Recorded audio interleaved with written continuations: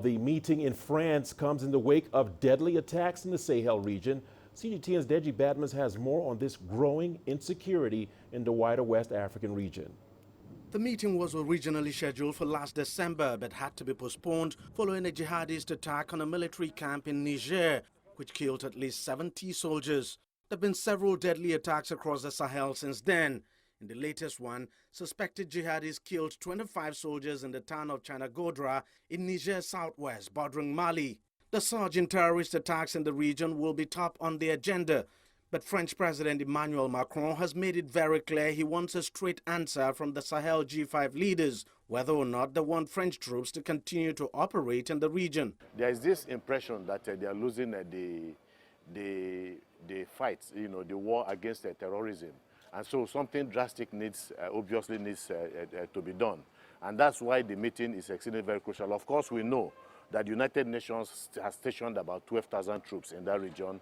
The French forces are about 4,500 in numbers. And then the G5, the groups of countries making up that area of the Sahel region, about 5,000. So you are talking effectively of about 22,000 troops, out there to stem the tide of terrorism. Obviously, it has not worked. The violence has spiked, and so there is a little bit of there is a need to spike up, whatever intervention that will have to be done in that region. And that's why this meeting is very crucial.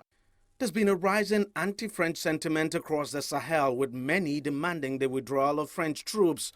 Most of the complaints stem from frustration over the increasing spate of jihadist attacks in the region, despite the presence of about 4,500 French troops there. The countries of the region need much more help that they can get. And so withdrawal of foreign troops might not exactly help the situation. Of course, there's something that they can do. I'm talking of foreign governments. They need to begin to look at political solutions. They need to begin to look at economic solutions. They need to begin to look at the issue of extreme poverty that is making it possible for these groups to recruit ordinary citizens who are frustrated by what is happening in their country. International support for the fight against the jihadists in the Sahel has been anything but encouraging.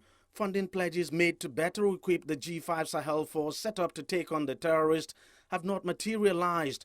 And despite having around 15,000 personnel in Mali alone, the UN has not been able to make much inroad in bringing peace to that troubled country, which serves as a launching pad for the jihadists in the Sahel.